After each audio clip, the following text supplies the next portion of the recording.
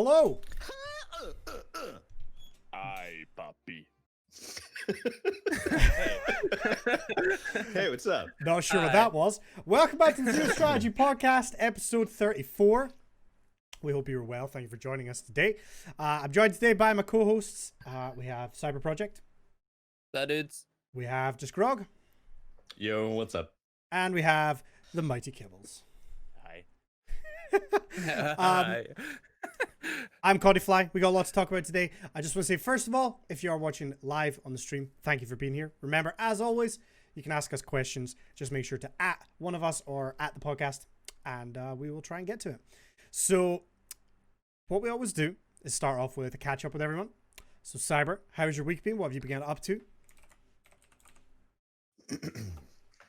No, just whenever you're ready, you know. Yeah, just I've down had a the bad beer. Remember, this is an audio and video format, so Dead You could have air. at least slurped it. I tried, it didn't work. If that doesn't explain the shit week that I have had, I don't know what will. I also have whiskey, so this may turn out to be a This wild- is not an off-topic episode, Cyber. I don't know why you have whiskey. Do not king shame me, right? I'll do whatever I want on my Sunday. I haven't really streamed recently. I'm sick of lockdown, and trying to come up with a game is just proven extremely difficult. I even reinstalled WoW. Like I need like an intervention now. I really do. Haven't done anything. That's my week. I have a really hard time at work, but apart from that, that's it. I'm happy. I've you got played some whiskey. Tarkov though. A little bit. It looked stressful. Yeah, you guys didn't make it easier. Every time I looked at chat and then looked back, there was a guy in front of me, and I was like, "Oh shit!" Condi will tell you how stressful Tarkov is. I uninstalled it yesterday. I played it once. I bought the game and played it one time. That was enough. I'm excited for the new Destiny content though. That comes out on Tuesday. It's a big Beyond week. Light, Big week the coming up. Dark Force, and all that shit. Grog, what you been up to? It's been a long fucking week, let me tell you. Yep. Without really getting into anything, I mean, obviously there's like the US election going on, there's other stuff that's been going on at home, and it's just been I took some time off because frankly I needed to. If I didn't, there just wasn't a point to like push through and stream. But weekend's going pretty good so far. Did a stream with Lauren yesterday, as we do every Saturday, and I think we hit our first pitfall in regards to doing indie games on stream, which is the game sucked balls. It was bad.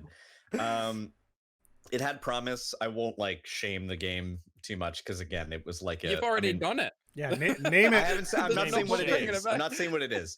But the thing is that like it was just one of those things where it had a lot of promise. The theme looked cool. It was kind of like a point and click like narrative adventure. The thing is, it leaned really heavy into puzzles, but it didn't set up the. Sometimes you didn't know you were in a puzzle, which is a problem. And then you just feel like, why aren't we going forward? Like, why isn't this progressing? And then we would get to the point where we realized we were in a puzzle, and then there was just no prompts or cues. So we're just like, okay, we have a room where we can play some fucking bongos, and we have another room with a dead body.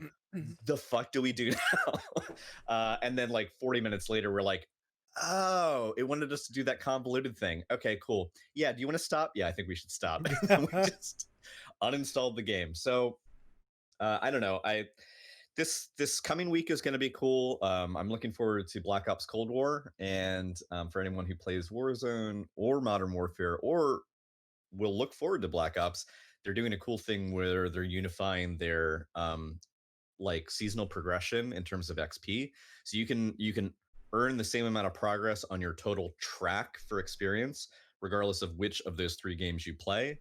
And they are bringing back prestiging, so you won't have to reset the progress on any of the weapons and gear you unlocked, but you can prestige reset your score, and then you get keys, almost like a skeleton key in Destiny or whatever. And like periodically you get these chests or like unlocks for prestige. So there's a prestige store where you can like get cool cosmetics that like you can only get by prestiging. So I'm looking forward to the coming season. I think it's going to be super rad. And then I think that's supposed to kick off December. But the Cold War kicks off this week. So Hell yeah. it's cool stuff. Kibbles, what you been up to? Oh, just uninstalled Call of Duty. Did you actually? Yeah. Yeah, you haven't played I it in a haven't while. played it All the in time. a while, and that's like 250 gigabytes. It's not At that least. much if you don't if you like remove the campaign. Yeah, and remove the everything but co-op. Warzone. Yeah. Why do you hate us? Actually, it was funny. Stacy and I were talking about this, and Stacy was like, "Why? He was so good." They think I'm good. Yeah. I've just been playing a lot of Pokemon lately and stuff. Yeah, But I've seen that. Yeah, that's basically all I've been doing is playing Pokemon and getting yelled at for uninstalling Call of Duty. Yeah, I'm upset about that. I gotta say. Like the only game we've all played together. Literally. I might reinstall Warzone. Do it. Yes. See. Well, yeah, I mean, my week's been kind of the same. I've been working so much overtime this past week that I've not had a lot of time to do much else. I finally beat the Ghost of Tsushima raid, which was amazing. It was split into 3 parts, which we did in 3 different like game sessions. But the final part of the raid was just a boss fight. But they did such a good job of it. Really, really, really super fun. So I hope that they do more. I feel like that game isn't getting the love it deserves. I don't really see anybody talking about it. I don't see a lot of people playing it. But the multiplayer of that game is phenomenal.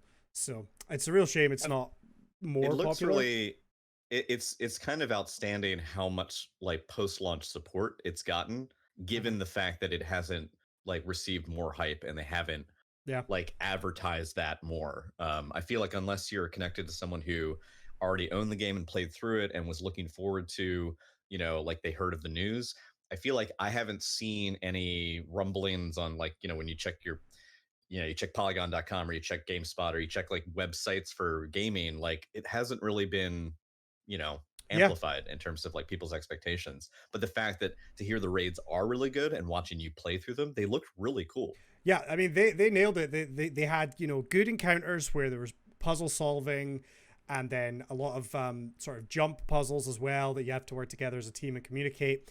And I couldn't believe the boss fight because it was for me really similar to like Crota's End in Destiny 1, where you would effectively have enemies trying to sacrifice themselves to build up towards a wipe mechanic. So you'd have 2 players defending these platforms so the enemies can't do that. At the same time, you've got this gigantic boss that you have to stagger by shooting it with a bow to prevent it from adding more stacks to that wipe mechanic or spawning more enemies. And then you've got 2 players, one of whom is standing on a platform which create like a jumping sort of ledge, and then another player has to climb it and then go in and have this really intense 1v1 with the boss. And then they only have a certain period of time before they get kicked out, and you have to do it in X amount of phases, and lower the health down to 0, it was just so cool. My only criticism was that there was an item in the game called the smoke bomb where you can kind of drop it and all the enemies get stunned, and it allows you to do like assassinations on enemies. And if an enemy has too much health for an assassination, it's just called a critical strike, which is a little animation similar to like what you'd think an assassination would be, but it does a lot of damage. And we always said like this is going to be really OP in the raid.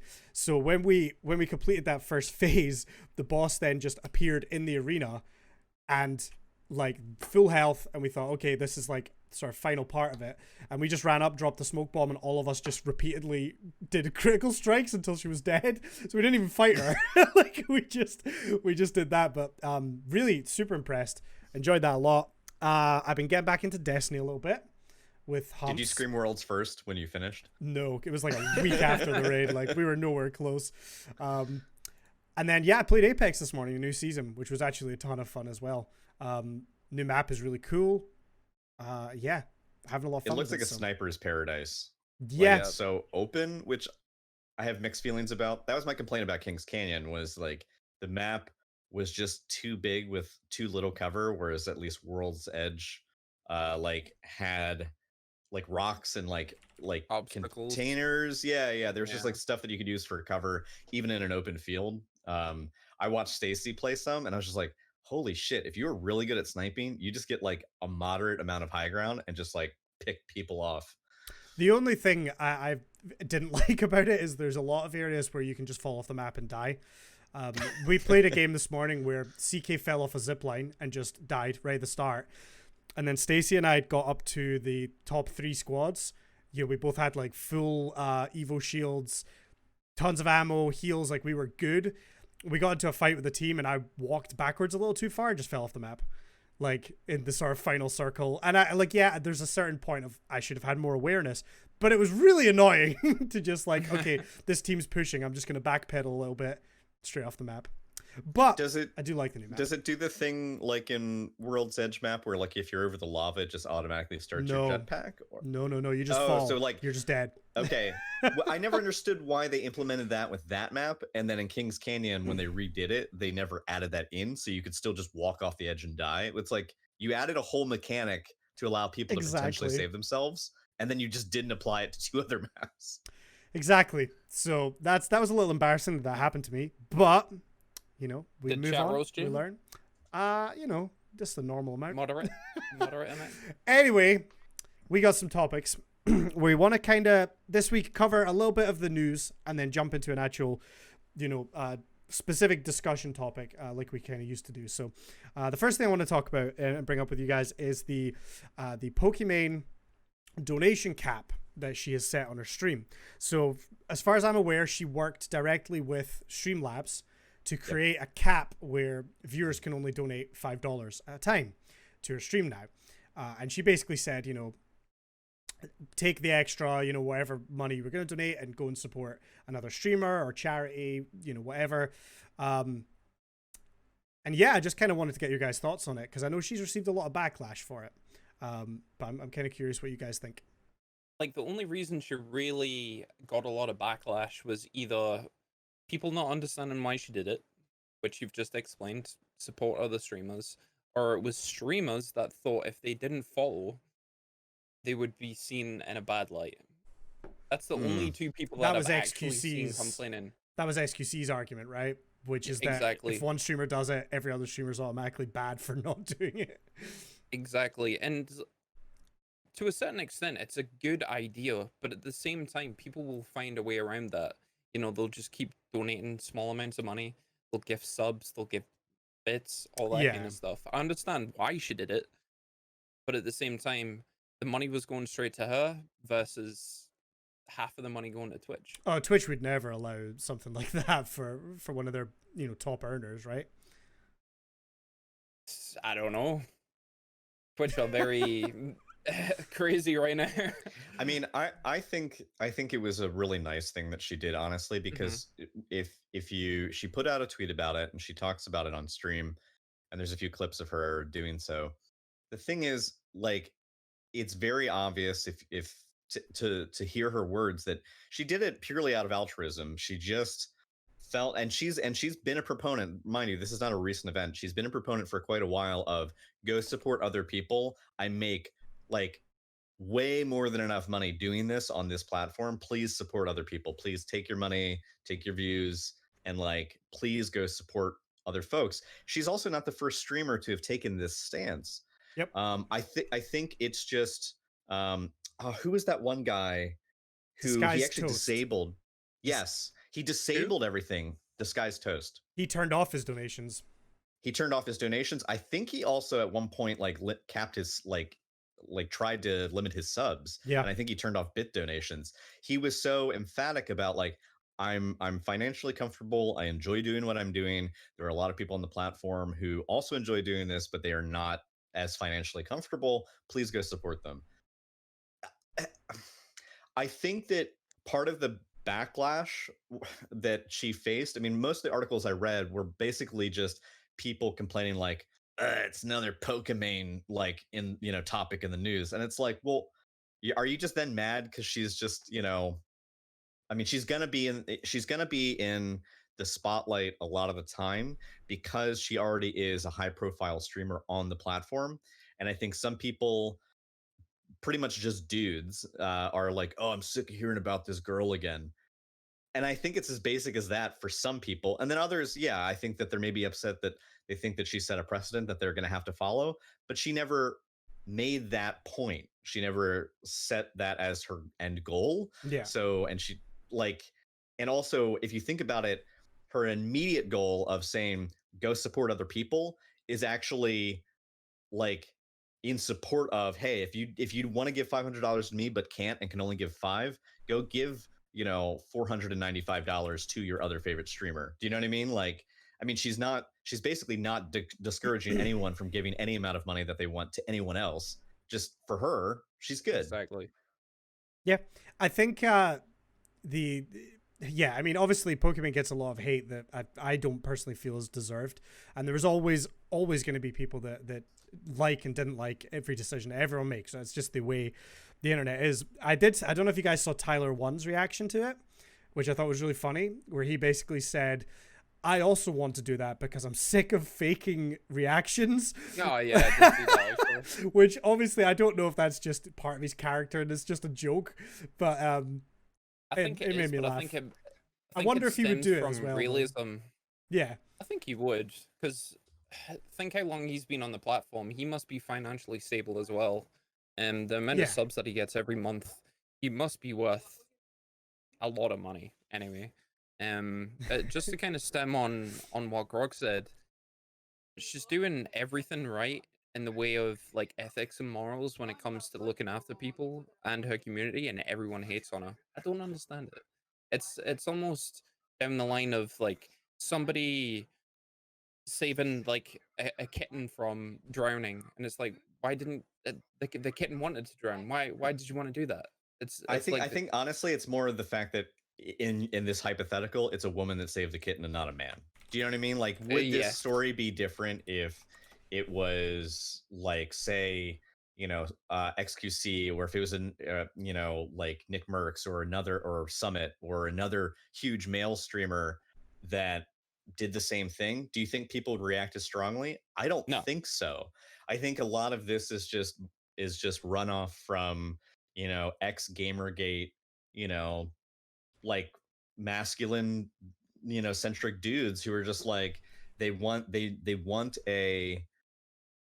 have a bayonet and they want a target. You know what I mean? They want something to practice on, and they just want to they want a scapegoat. So they're going to find someone that they can throw under the bus to say, oh, well, we're going to create this straw man argument about, well, now that she's doing this, everyone else has to do it, and that's unfair, and she's using her status to like push this agenda. It's like, no. Like Dennis said in chat, has anyone thought that maybe it's just an act of goodwill and nothing else? And like, yeah, it is. But I think we're also at a point where people who are highly visible and are considered I kind of hate the term, but influencer in any circle, whatever that may be, are going to have additional scrutiny thrown at them, whether or not the scrutiny is even justified to begin with. So they're going to find things to pick apart, whether there's nothing there, because honestly, we're in this like mode now where we have a news cycle that is always turning over and churning like minute to minute. And if they're in like the moment that one thing is covered, it then becomes stale, and you got to move on and find something new to like, focus on and pull apart. I think this is just a symptom of that being applied to someone who did a thing for their own community that only affects their own community.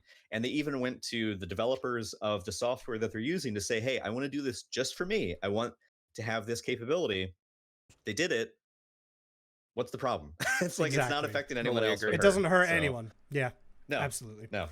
I just thought it was interesting. Obviously, yeah, there's some precedent with, certain streamers have turned off the donations and things, but I think this is the first time, as far as I know, where there's been a cap set. And this is not something that every streamer can just do, just to be clear as well. Pokimaine worked directly with Streamlabs to set this all up. So I don't, as far as I'm aware anyway, that I don't think this is something that every streamer can just go in and set a cap themselves. No. But I just thought it was an interesting topic. Do we want to jump on? Well, let's go fairly quick. We had another topic, our favorite topic, which was DMCA. Mark your bingo card, everybody. That was It's your free space. 24 minutes in. There you go. That was good, actually. That was quick. Like we got quite showed far restraint into it. this time. Yeah. So we talked previously about certain streamers who were not particularly worried about the DMCA situation, which is now DMCA. Sorry, yeah. I mean, if you look at the example that we're going to talk about, this guy didn't give a fuck. He apparently spoke to somebody within Twitch and he said he was okay. He's going to worry about him. Everybody else, you know, do whatever the hell that you want. But FaZe Nick Merckx tweeted out, got smacked with the old DMCA today. Can't say I'm surprised. Loki was asking for it. Just that part of the tweet irked the shit out of me, but I'll continue. No trip to Bora Bora for your boy, unfortunately, and everything else has to be deleted tonight. GG. Don't even know what that word is. P&L? Who gives a Peace shit and about love, that? maybe. Maybe. But the fact that he said that he was low-key asking for it, and what we talked about last stream was the amount of people that hung on every single word that he said and took it for gospel. This just goes to show that you shouldn't listen to these people and you should do your own research. Yep. And then we can move on to the next topic. But listen to this podcast because Listen we to are a us. trusted authority. We would never steer you wrong. Please do not Never. unfollow. please. The one thing that I will say is we have predicted this every single week, almost weeks in advance. Just do your own research and don't listen to like the first thing that you hear, please. Agreed. There was I had conversation with somebody in my Discord like about this. I posted it and like I basically called, you know, out Nick Merckx for just riding this huge ego and assuming that, you know, because he has this, he holds himself in high regard. He definitely knows how popular he is, and he's not afraid to talk about that. But the thing is, I think that it was ego driven, his initial comment, and the response to that that was directed at me was, well, you know, I don't know if he really, maybe that wasn't the case. You know, he says that he, you know, was told by someone at Twitch that they were good. But the thing is this, my response, and just to paraphrase, was, in my opinion, a lot of these folks who like have a cult of personality and definitely think well of themselves and maybe think they're insulated or inoculated from like any outside harm, because like, oh well, you know, Twitch has me under contract, like they wouldn't, you know, do this to me, they got my back. In my opinion, I feel like those individuals will could, it's very easy for someone like that to say, oh, I talked to somebody and they said I'm good. But here's the thing, is that when they say they know somebody at a company, chances are it's not the CTO, it's not the CCO, it's like, it's just some person that maybe like helped them through their onboarding process for this like advanced partnership, or like help, you know, the last point of contact when they were, you know, signing this deal. And like that person is probably not nearly as connected to like, you know, the heart of the matter as the streamer thinks they are. And so I have no doubt that Nick meant it when he said, oh yeah, I talked to somebody at Twitch, they said I'm good. Yeah. Like that person, I think, picked up the phone or answered the email or whatever and is like, oh shit, it's Nick Merckx. Okay. And I think, you know, recognizing who they were talking to, wanted to say something to pacify and placate him to make him feel better about the situation. But honestly, I don't think that that person either, one, fully knew the circumstances, and two, definitely didn't do any research before they like, you know, doubled down on just giving him an answer. So then that guy, as Billy said, then walks away and tells his audience, nah, I'm good, man. He even tells other people. He told, you know, like Tim on his stream, Yeah. you know, you really shouldn't have done that. You know, I don't think you should have done that. I think that, you know, we would have been fine. But I mean, I guess the, you know, the point is past now. And it's like, dude, you're feeding so many people bad advice right now. And it's just like, he didn't, I guess what irritates me is Nick Merckx didn't go out of his way to even educate himself. His only fallback was to call some person at Twitch who clearly was not a person of importance or a person who was informed. And I'm not even laying this on Twitch because honestly, I can't even just say that, oh, his contact. like it speaks on behalf of the company. Twitch is smart enough to know that they would never have told him that. Yeah. So I think it's just like a person that he knows through Twitter, and like they just gave him bad information, and he repeated it and just didn't even bother to take that and say, I don't know, that seems suspect. Maybe I should look into DMCA law. And no, he just, It's like I fuck saw- it. yeah, it's just wild to me. Yeah, crazy. So the next thing we have is slightly DMCA related as well, but I don't know a lot about it. I don't know if you want to kind of explain this a little bit, Grog. Which one were you talking about? The DMCA tool? Yes. So hang on, let me grab the information for it. There is a new tool. You can basically set up a live DMCA monitoring on your own channel if you wish. It is called Arc Cloud. So ARC, or sorry, no, I got that wrong. Spelling hard. ACR Cloud. I see it and I just want to say Arc Cloud. ACR Cloud. So the service is acrcloud.com. They've been around since 2015. They work with brands like Cartoon Network, Sharp, Deezer, and others. But basically, what you can do is you can set up an account, and you can basically give them the information for your channel, and there's a feature called broadcast monitoring that you can select through the dashboard. So you can set up a custom stream, and basically you create a project, you give them the information for your channel, and then you add your stream information, and you can even select real-time monitoring.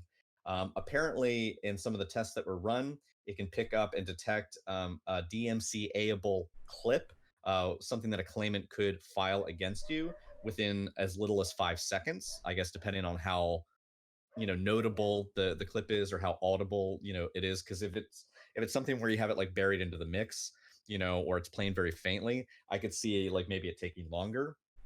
But if you I mean, it can detect kind of almost anything you need, and you can also like have it monitor your stream in real time. So if you wanted to, you could have this up in a secondary window. You could see if like anything that you're doing potentially gets flagged. It'll also tell you the duration that it was for. It'll tell you what the artist was, the album that it's from, and the title of the track, and it'll give you a timestamp as to when it was played. Now, I could see this being, if you already know that, one, you're not running music, then problem solved, you're fine. But if you were, for example, I read an anecdote about someone recently who was watching a video, that the video itself was fine for them to watch with their audience on Twitch. But the thing is, there was a pre-roll ad on YouTube beforehand where audio from that commercial had licensed music in it, and they were flagged for the commercial. So if you wanted to know in real time and wanted to be able to delete your VOD immediately, right away, then you could do this. If you search for Zach, and I'm gonna apologize if I'm gonna butcher his name. It's either Busey or Bussy, Bussey. He's on Twitter. He's a good resource for this kind of stuff. But if you look up creatorhype.com, Zach Bussy, it's acrcloud.com, and it's a way for you to set up DMCA monitoring on your own stream, and you can track that stuff in real time. So yeah, it is, you can do it on a trial basis. There would be a fee.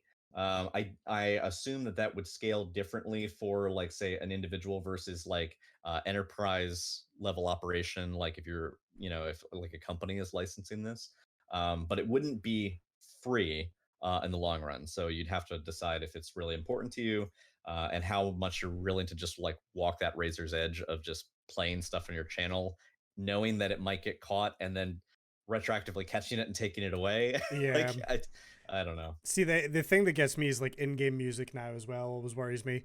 Like we played a game last week where there was music throughout the game, and I just immediately deleted the VOD just to be safe. Most games like your general multiplayer kind of games I feel like are okay, but story-based games that have got music built in make me anxious now. Yep. Yeah. Life is Strange. I was even Where it's thinking like, back it's not even to in the background, just like super loud. It's like, Yeah, dude. I was even thinking back to Death chill out, Stranding. man.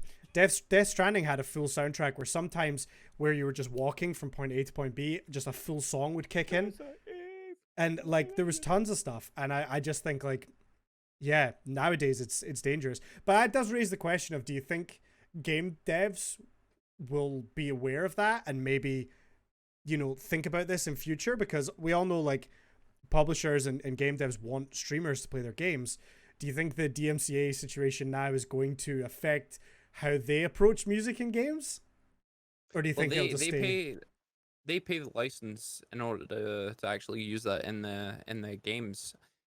I highly doubt some of the higher ups will actually look at it in a like a more future based like idea where streamers might not be able to play their game because they might get DMCA'd. I think they'll go with how many impressions can we get with this song in our game. So if you look at, let's say Destiny starts playing like huge like music from whatever artist, do you think they would have the idea of, we shouldn't put this music in even though it fits the like the aesthetic of the situation, just because the streamer might get DMCA'd? I don't think they will. They'll see it as the amount of people that play our game based on the amount of streamers that stream our game, and then they'll take like a logical opinion on that. I don't think they will. I think they'll keep doing it, and it's going to be up to us to either mute it or delete the VOD.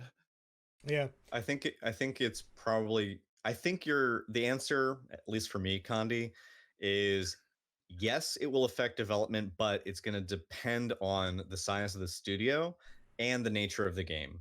So anything that is based in like the here and now, your GTA, your Watch Dogs, your those kinds of games that like where the setting, it's paramount that you root the player in the real worldness of that setting. I definitely see, you know, licensed music that is already in existence being used, and I don't see that going away because the companies that make those kinds of games are big enough to license it. They're also like needing to cement the notion that you're still part of like the current world, that this is real somehow, yeah, right? So if you can put something identifiable in there, it helps the player. Now in regards to like, so I think genre will affect it, but also if it's a really small studio, you know, they might license something because it's easier than having something pre-written. So I don't think the size of the studio will always be the determining factor, but I think that if you were to say have like a fantasy game, unless you wanted this weird, jarring, anachronistic, you know, like Kanye Led West Zepp. playing in the background Oh, while yeah, you're Saying that fighting a Bring Me the dragon. Horizon Yeah. isn't going to make a new album for Witcher 4. I mean, like that's the thing is like if Kanye West is playing while you're slaying a dragon, some people might think that's pretty fucking dope. But I would and get and I hyped. and I wouldn't disagree that it could be interesting, you know, like take a Peaky Blinders route of like doing like this like thematic, you know, setting, but with like anachronistic audio. It could happen, but I think that some games, it's just not going to be a thing. And as other people pointed out, like, you know, Bungie is a big company and Bungie like creates all of its own original music. And a lot of companies do that. They create their own orchestral scores because it's also a point of revenue for them later. A lot of like original soundtracks are sold by companies after the fact or included in like a special edition. hmm And because a lot of these companies, as we already know, are interested in fostering a relationship with streamers so that they can allow those folks to advertise their game because it's effectively what streaming does. You know, they're not going there, or at least they're less likely to take a hardline approach against streamers by filing claims against them. As Bungie's already said, in regards to all of their original scored music, it's free for anyone to use on their stream at any point, whether or not they're playing a Bungie game. Now, obviously, that doesn't extend, you know, that sentiment does not extend to all companies. But I think that if it's an original score, I would worry about that a lot less. But I think this year is going to be a watershed moment for a lot of companies moving forward in their development because if they know how important streams are as a means of advertisement, then they may take it under advisement. They may just choose to like, I mean, why put in, you know, a like a trip hop song, you know, with like a backing beat that is licensed if you know that it's potentially going to be in a game that's going to blow up and you want to be on the front page of Twitch? Why not just like, you know, create a new track? I think some people will. I Yeah. don't think that some people will necessarily go through the trouble to get, you know, like a big, you know, song thrown in there. Yeah, I just think Like it's interesting. Ariana Grande. Just Yeah, Ariana Grande. Yeah, I mean, like the idea of like streaming GTA is like my worst nightmare now as well, because like that just some people still do it though. I don't then know if again, maybe it's me, but Well, I some feel people like still stream music. yeah, true. I feel Yeah. like GTA, it's like no matter how many times you turn the radio off, it just turns itself back on. So like sometimes you just can't help it. The radio just starts playing, and it could be anything. And there's so much music in that game. It just feels like that would be so dangerous. But I guess I there's still probably see, settings like- you can adjust, and yeah, I don't know. You could probably turn like the game, like the music volume all the way down, Yeah, but it would probably. probably still pop up randomly somehow. I still see huge personalities in a lot of game genres still playing either very notable metal music or top 100 music. They just don't give a fuck. Yeah. Yeah. Anyway, that's our DMCA discussion for the week. Because Tune in It's next gonna- week for the next installment of DMCA. yeah, that's gonna it should just be a segment, the DMCA corner or something every week. For like the first 15 minutes and then just move on. Yeah. Do we want to jump into our topic a little bit? Mhm. All right. Do you want to you explain it to us, Cyber? Go for it. So I had this conversation with Mary. I classify myself as like an extroverted introvert. And to explain that a little bit better, I enjoy my own company. I enjoy like being in my house and spending the day doing like notable things, but not physically going out. But when I have the energy to, I like going out. I like going to like the bars or the restaurants, and seeing my friends. And one of the things that I do want to talk about is like mental health and the whole lockdown COVID situation. Us as a species thrive on facial cues, tone, all those kind of things, and you can get that through a computer, but at the same time, a lot of it's missed. And I would say probably around about 2 weeks ago, I was struggling, like not seeing my friends. The only thing that genuinely like got me through the weeks was Mary. And God forbid, like the whole visa thing didn't work out and she wasn't actually in the country. Fuck knows what would have happened. Nothing dangerous, but obviously I see myself as having quite like a grip on my mental health, but lockdown is just been a bitch for everybody. Um like I want to grab a beer with you, and you know I want to go and see my friends. I want to go out. I want to explore. I don't have a lot of time left in the UK because I am moving to Canada. Like I want to go and visit the castles up north, but they're all closed. You know, like I want to go and chill in a bed and breakfast in the middle of arse end of nowhere. But I can't because they're all closed. It's I think one of the most important things that you need to do during lockdown is be safe, but also keep check of your mental health. Like I say, I thought I had a huge grip on it, and the only thing that got me through was literally Mary, because I can't go out, and when I want to go out, I can't because everything's shut. In the UK, pretty much it's a tier system, but all the bars and the restaurants are closed. So unless I want to wander aimlessly around the streets, you know, that's it. Yeah, and we just had the new lockdown come in a few days ago, right? Mm-hmm. On Thursday. So I haven't that- seen that my sucked. parents in like what, a couple months at least, probably longer. Yeah. And I can only imagine what that feels like. It's gonna sound stupid, but them being such a huge part of your life, they are your parents. Right. But even just even just having like a 10-15 minute chat every day, you know, like they might have brought some messages or groceries for the people that are outside of Scotland. And having that that social interaction where you know you hug them, you have a chat and they leave. It's crazy how much 15 minutes actually adds up to mental health. I don't know if you had that. No. she hasn't seen her family in a year. You know, Yeah. we wanna go back to Canada for Christmas. We can't because the borders are closed. I can't apply for my visa because the borders are closed, and it's crazy how detrimental that is. It sucks though. Honestly, this might sound selfish, but it's a twofold thing. One of the reasons why I do this podcast is actually to speak to people, you know, get that interaction. As much as I love my wife, we like our friends, you know. Yeah. We like interacting with everybody. Um, look after your mental health, especially during lockdown. COVID's a bitch, and I didn't realize how much it affected me until it all hit me at once. Yeah, absolutely. Like I guess my experience on it's slightly different because I would 100% say I'm much more introverted, and 9 times out of 10 I'm gonna be the person that wants to stay home and not really go and do much.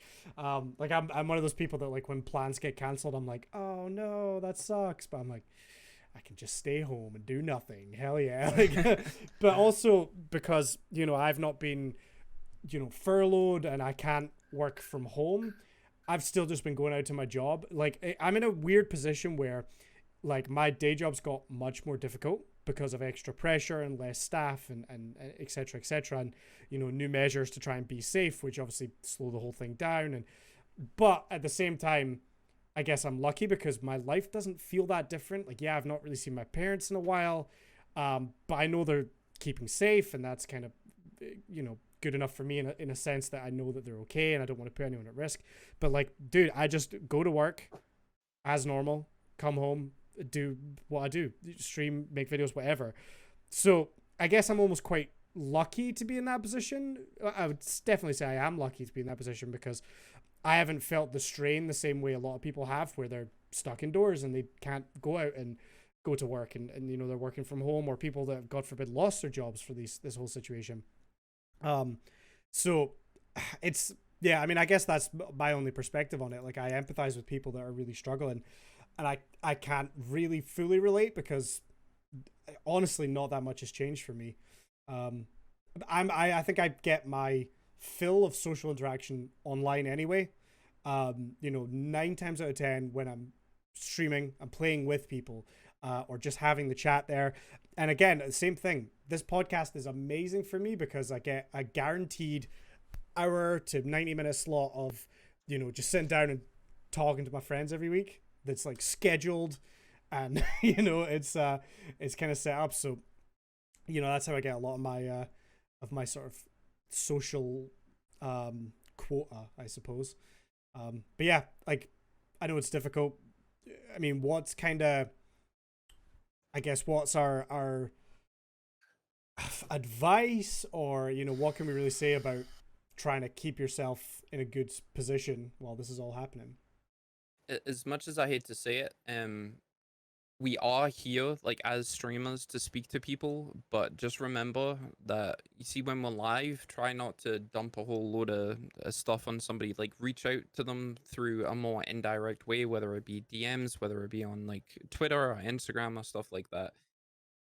One of the biggest notions that I will always repeat is on the surface you don't know what someone's going through, and as much as we are here to help, don't try and unload your problems on somebody that's trying to like entertain an audience.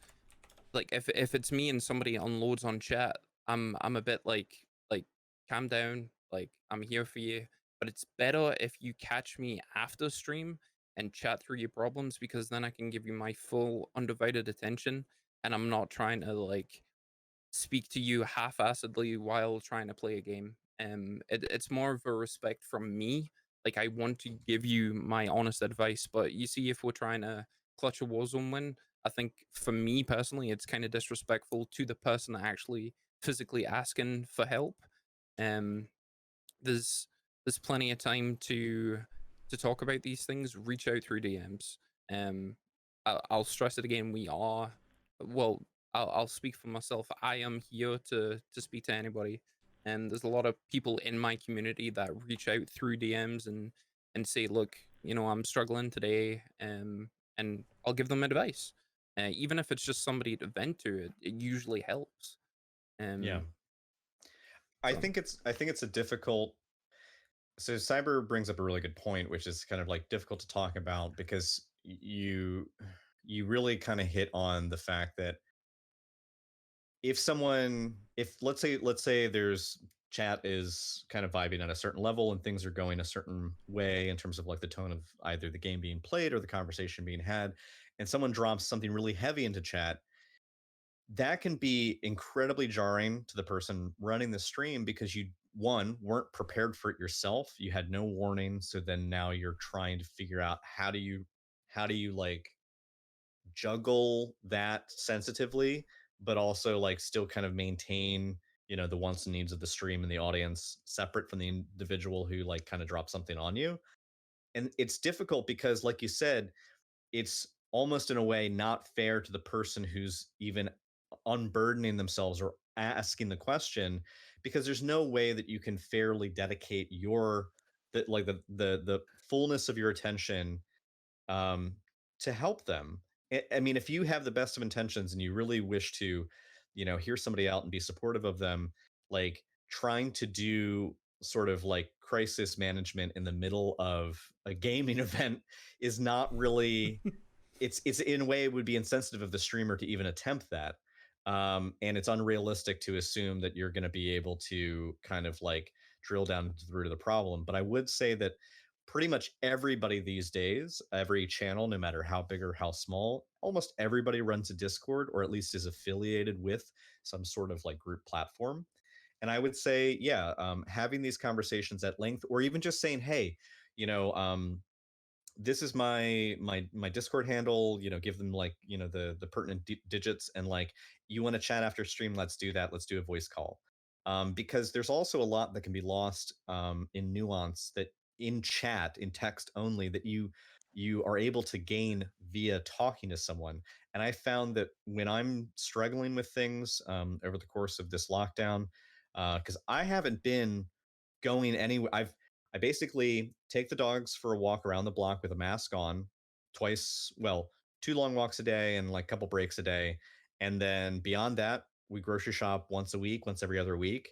And that is it for my exposure to the outside world since March, with the exception of one, two, three, maybe four ventures out just to do stuff, to see other people, and even then we were still socially distant.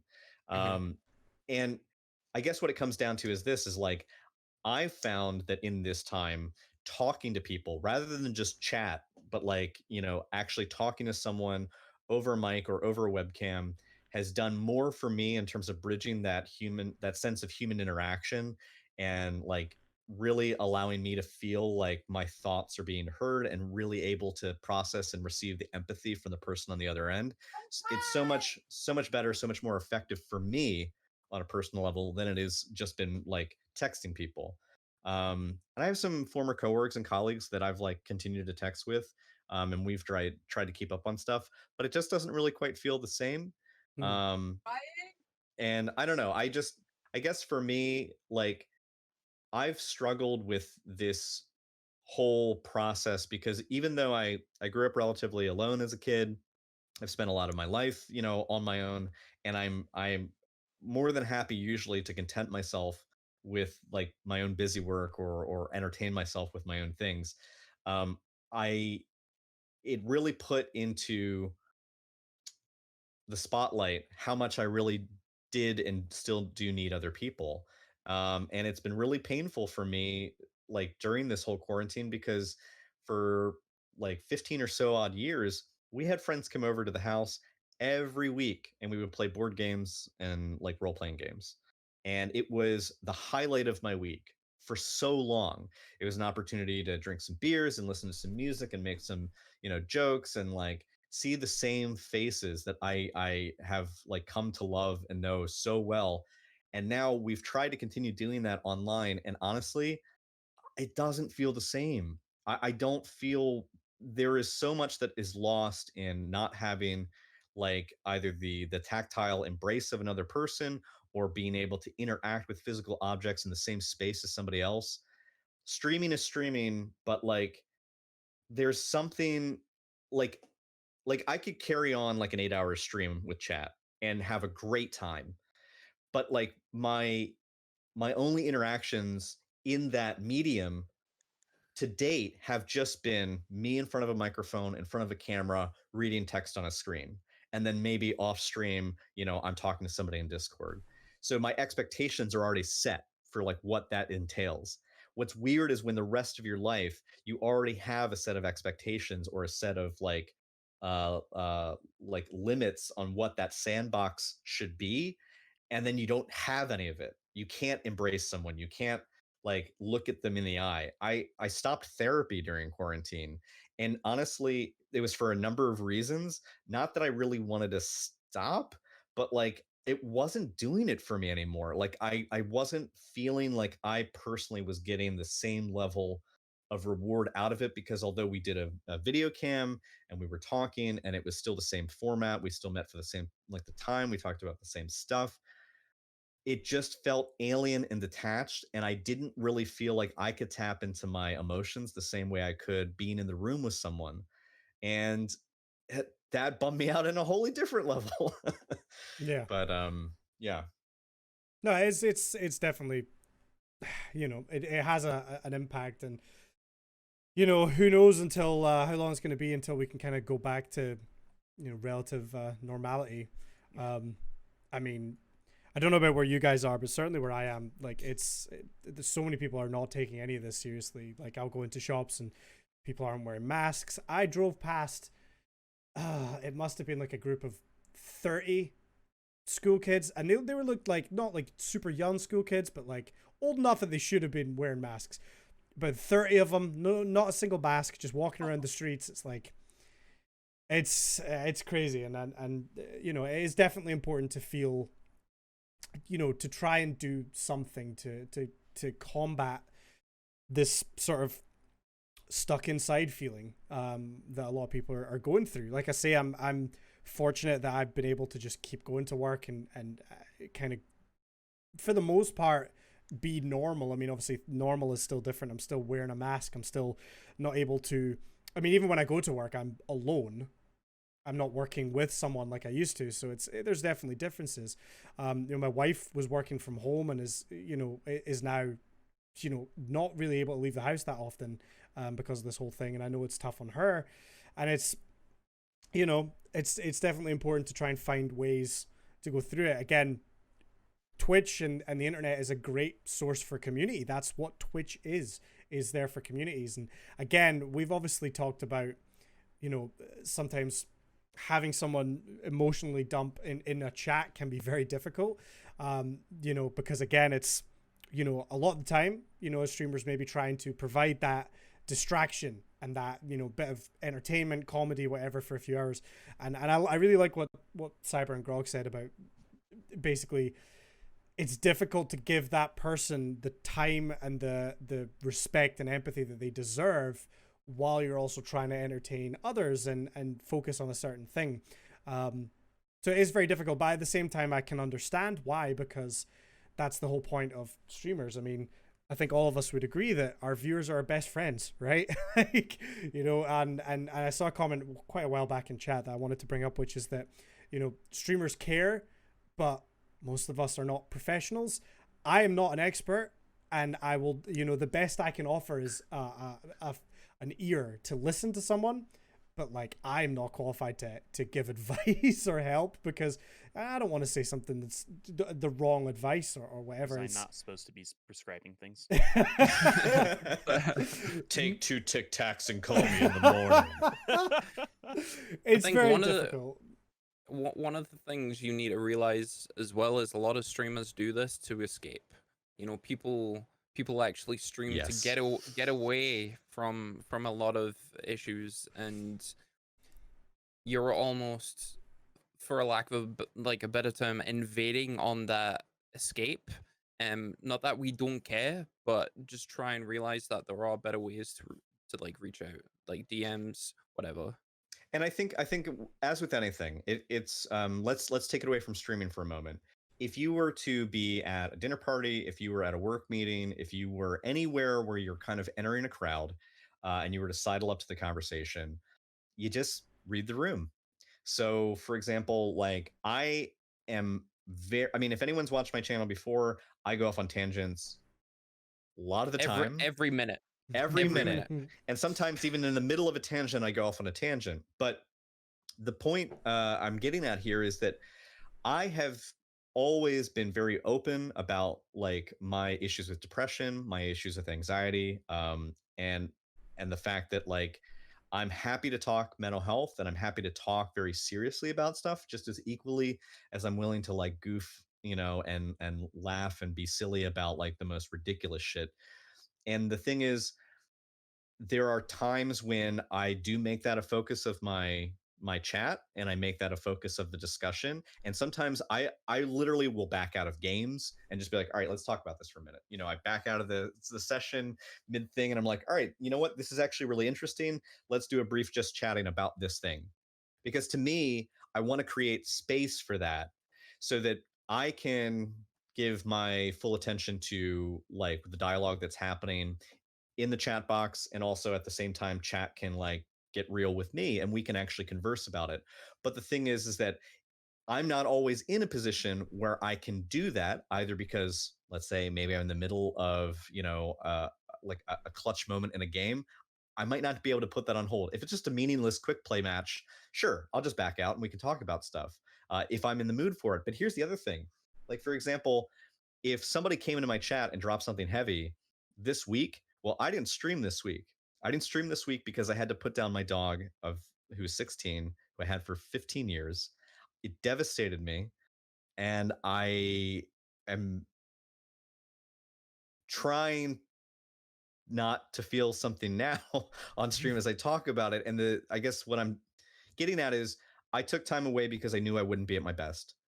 And I what with the election and all this other shit going on, there just wasn't a point in me doing it. And I contemplated going without my camera. I contemplated just streaming but without really engaging chat, just like honestly just playing and just letting chat know that I was there but like not really having a discourse. And I psyched myself up and almost did it and then didn't. And I'm glad that I didn't, because the thing is, if I was in that position and, as someone who I have clinical depression, if I was in the position where I was having a really bad day and I was in a funk and somebody dropped something really heavy in chat, and I'm hoping, hope beyond hope, that that day is going to be the distraction for me to kind of like look at the brighter side of things. If I'm just getting on to laugh and have fun with people, the last thing that I'm going to be able to handle is trying to meter out someone else's trauma. And that's difficult to say because when it comes out of in my head, it makes sense. When it comes out of my mouth, it sounds like uncaring and callous. But it's difficult because you have to know your own limitations, both in terms of the space you need and the space that your community needs. And if you're not in the right headspace to stream, don't stream. And also 100%. I've been in positions where on days that I'm off, that I'm not scheduled to do anything, those actually over the course of the quarantine have been some of my lowest days emotionally, because I miss streaming. I miss the connection that I'm having with friends and with people, and I feel like I can do something important, and I can excel at something and feel better about myself, because that's why I game. I game because I need to get out of this head and I need to be somewhere else. Um, but if I was really in a fragile state already and then having to grapple with another thing, that's going to be the tipping point. And I've I mean, in the past it's been a while, but like when I first started streaming, there's plenty of times where I ended the stream early and then I'd in tears like go off in the other room because I was not able to handle my shit. And one of my fears is breaking down on stream and not being able to keep it all together. Um, and everyone's always supportive. I've never like run into a situation where my chat has like been unsupportive of that. And when I see, other communities, unless somebody is already out there to try and needle and troll someone, like people are almost always incredibly supportive of the person in front of the camera doing what they do. And they're like, listen, take time for you. If you need to step away, do that. And chat's always really cool and understanding. It's just it I don't know. It's a complicated subject. Yeah. And here's the thing, like I just want to say, like, everyone does this to an extent, right? I'm sure I've probably you know, unloaded emotionally a little bit in someone's chat previously, and it's something that as a streamer I've seen happen countless times, right? It happens to everyone, and you know, we're not saying don't ever do that. You know, we want you to be honest and open, because that's the whole point of the community. It's just that, you know, it is difficult sometimes for a broadcaster to deal with, and it doesn't mean we don't care. That's, you know, very important. Just, yeah, sometimes the best route, the best course of action is Discord or DMs, and you know, dealing with it away from the live show effectively, right? I think I cut you off, Cyber. Were you about to say something? No, No? I was Like, what? patiently waiting. Yeah, I mean, that's all I got there. Yep, just stay safe. I will say one thing that if we were to offer any advice, because initially I think Cyber's like topic was an excellent one that I want. You know, when he mentioned it, I immediately wanted to talk about it. But coming full circle, your question was like, how have we been handling ourselves in the pandemic? What can we do? How is lockdown affecting us, and what are things we might think about?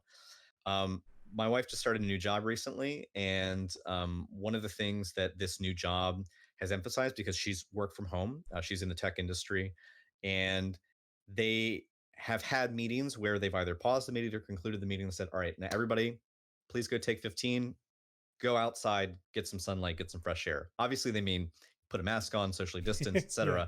But like, where able, just change your environment, change your surroundings a little bit. I mean, I could probably do sometimes with, you know, like in my room, in my office, because I try to keep a very like controlled like lighting setup. I have a blackout curtain over my window, but honestly, sometimes Lauren in the past used to come in and would like open up the window and just like draw back the curtains and let a lot of light in. And often I'm realizing now that sometimes I would act irked, like, oh, I've got my setup. Like, what are you doing? My dungeon. But yeah, my cave. But then um but then I realized that like it's actually kind of nice, like coming into a room and seeing it differently, you know. I would say things that we can do are, we may not have a lot of choices in how we process our environment and the environment we choose to be in while we're quarantined or work from home or otherwise, but there are little things that I think we all can do. I've not been going on walks like I used to. And honestly, I'm afraid of going outside right now. Like, I'm afraid of going on walks, even though I go on walks every day with the dogs. And I'm not a germaphobe. Like, I fully believe in the virus, and I fully, like, I used to work in the, you know, medical field, and like, I have a full appreciation for how dangerous this is. But my wife is an asthmatic, and it makes me really nervous. And so like, I don't go out more than I have to. But that also means that I don't go out for nice little walks like I used to. And that makes me feel weird. I also have put on, you know, lockdown weight, and like, that doesn't make me feel good, Same. you know, as I got somebody. titties now. It sucks. It's, I mean, like, it's one of those things where like I had like dysmorphia issues growing up, and like, you know, that stuff never really kind of goes away. And like, I don't know. It's just one of those things where Lauren and I have tried to slowly repair our routine. So one of the things now is we found a park that's outdoors, but it's big. It's a couple acres. It's open, and we can kind of go for like more of a hike rather than just walk around the neighborhood, because we still feel anxious about that. And even when we're going like across the bridge to New Jersey and we're taking the dogs out on this like outdoor nature walk, we still see a fuck ton of people without masks. But at least, like, you know, they're 10, 15, 20 feet away, and like, I don't feel so stressed about it. And honestly, going for a walk with the dogs in the woods has made me feel like amazing. And for people where that's not going to be an option, I feel for you, because some of us may live in urban environments, we may live in suburban environments, and you don't have transportation or means to affect your surroundings. But if there's any little thing that you can do to just work into your day, that might help. And just sunlight is so important. And as someone who loves vampires and is pale as all fuck, like, I I hate to say it, but the sun is pretty cool. You need to get that D. I mean, that vitamin D, right? You Yeah. need to get that in Get your. that D up in you. But yeah, I Sunny just D. purple stuff. But yeah, I think that and just let's maybe also consider, trying to talk to people through more than just like text. Like I have been kind of guilt tripping myself because my coworker who I used to spend time with, she was like one of my best friends at work. We have still maintained great contact after I left my former employment. And but the thing is, I haven't talked to her on the phone. And I think I'm gonna call her this week because like I miss hearing her voice and I miss like hearing her laugh and I miss being able to just like vibe like as a person with her rather than just like sending a like forwarding a Instagram or forwarding a TikTok or something, and we both like kind of like right haha laugh about it, but it doesn't feel the same. It is definitely a downscaling, a de-resolution of like human interaction, and I Yep. don't think that's healthy for us. It's not. It's really not. Those tone goes a long way. Yeah, I've been making a habit for like the last couple months since my mom passed to call my dad like after work. If I can't do it every day, then about every other day. So I've been talking Mhm. to him like 3-4 days a week. It's been incredibly helpful, I think. Yep. Because I like would totally agree with that. the beginning of quarantine and everything was especially rough personally because Rachel, my wife was My working wife. was working like 16-hour days at this insurance place that she used to work. And so it was like 96-hour weeks. I wouldn't see her at all. I'd be working from home every day except for Monday. So I just have all this alone time, and I'm not used to alone time where I can just process things in my head. And like it's overall it's been very good to be able to process things, but it has been a very, very rough year, and it's very good that Rachel changed jobs. Yeah. I think we But can all admit, fuck 2020. yeah. Stick together. Yep. Mm. Shameless plug. He is sponsored. The merch is dropping soon. Yeah, knowing who you can reach out to can be excessively helpful. Like I've reached out to a couple of you guys on some things that have been going on this year, and that helped. I can't even explain how much it's helped. So even if it's just a small chat, like 5-minute chat, it can make a world of difference. So know Yep. who you can lean on, know when you need to lean on people, and don't try and face it all yourself, I guess. Yeah. Yep. Absolutely. 100%. We should think about wrapping up. That's what she said. That's I don't know if that's much of a compliment from her. You she look said diseased, wrap we up." should think about wrapping this up here. Anyway, we do have scheduled. Should we tell people Thursday's plan? It's Thursday, right? Yeah. Yeah, we're Eventually, yeah. gonna do episode 2 of Zero Strategy Off Topic.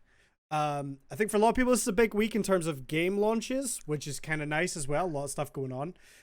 We have Destiny, we have Godfall for me personally. Cold War is this coming week, right? No Cyberpunk though. Dude, I'm delighted that there's no Cyberpunk this week. I couldn't I possibly pre-ordered fit that it in my a schedule. day before they delayed it again. Of course. I So was it's like, your I'm so ready fault. Oh, yeah.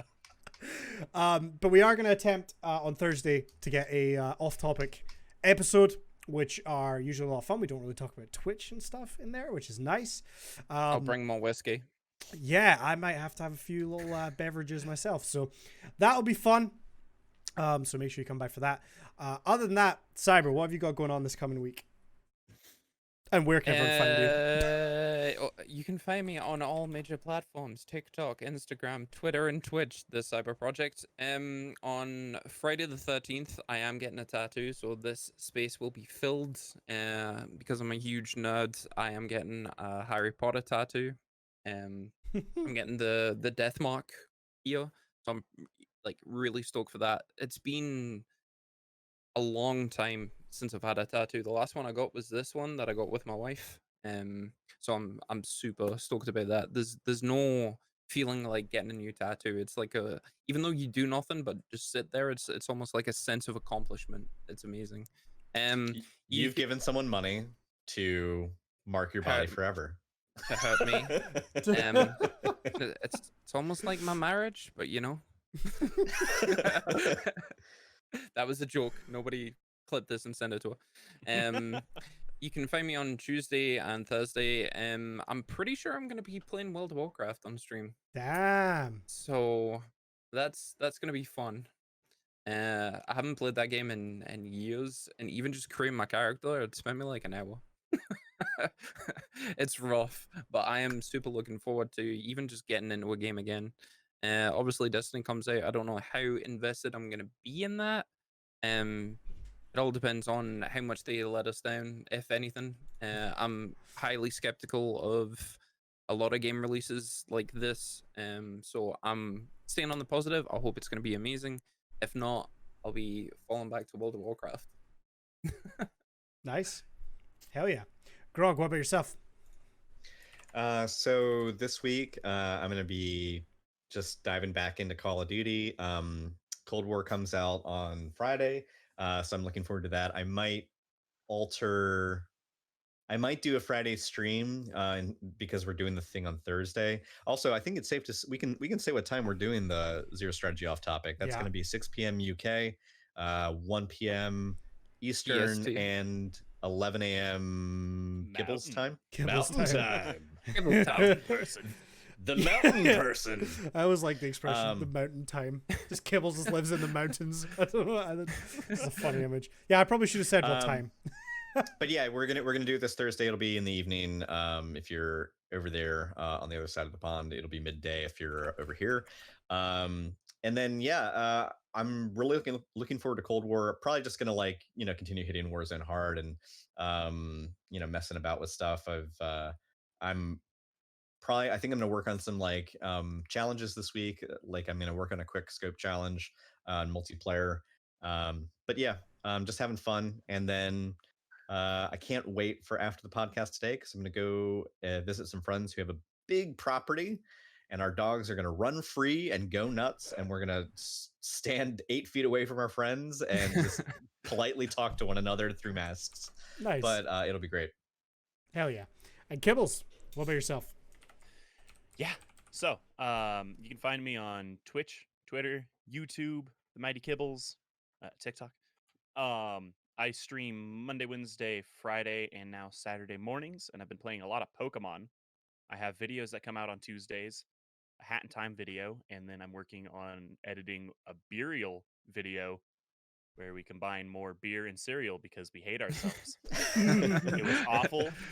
It was terrible. But I think it's going to come out pretty well. Has there been one you've liked yet? Like one combination so far? Okay, so this time we went into it with last time we went off a list that someone else made. This time we were like, okay, the three of us, we're going to take 2 combinations that we think will be good and 1 combination that we think will be just completely awful. Spoiler, I found a jalapeno beer. So. Oh. You hate yourself. You're a masochist. A couple of them were actually really unfortunately good. What kind of pairings are we talking about? Oh, Well, don't spoil the We'll have video, to see. you know. I can't wait to see it. Yeah, subscribe to the YouTube to find it. but yeah. Cool. Yeah. I'm excited. I feel like a stout and Condi, cocoa what about puffs would be real yourself? good. You think? We learned some things. So Kibbles, thank you for asking. yeah. So I yeah, think my it name's just took us 25 episodes to ever ask. 34 episodes, but you know, I wasn't counting. It's fine. Who's counting? Yeah, my name's Cody Fly. You can find me. Main platform is TikTok. And then I also stream Shut up. sometimes. Dude, it's 130,000 views now. It's crazy. But then I uploaded today and I think it has like 11. So, you know, you win some, you lose some. Yeah, Twitch, YouTube, Condyfly. Yeah, so I'm going to have a video up this week. I haven't uploaded in a while. Just because I haven't had any content to edit and I've not really been able to do much because of work. So I'm going to have a video filmed and edited up this week. I'm going to be doing Destiny on Tuesday. I'm going to be doing Godfall when that drops. It's gonna be a busy week, busy week. So looking forward to it. Yeah, lots happening. More importantly, you can follow the podcast. So we have a Twitter, which is at Zero Strategy Pod. We also have a YouTube channel where we do upload these episodes. We sometimes do clips, and the plan eventually is to still get to some other content on that channel. We also have all our episodes on Spotify. So if you have just caught this one and you enjoyed it, you can find the previous 33 episodes plus the off-topic episode on Spotify. And if you're listening on any of the audio platforms, come by the streams. They're a lot of fun. And you can ask us questions and talk to us directly, which is kind of nice. Yeah, like I say, 6 p.m. UK, 1 p.m. EST, off-topic episode 2 this week, which we're really excited about. It should be a lot of fun. And there may be some more audience interaction. Maybe. You'll have to come and see. We're We are going to go and raid someone, so please do stick around for that. We love you guys. We appreciate you being here. And yeah, stay safe. Look after yourselves. Look after each other. I think that's us, right? Yep. Yeah. All right. Take it easy, guys. We'll see you next time. Bye.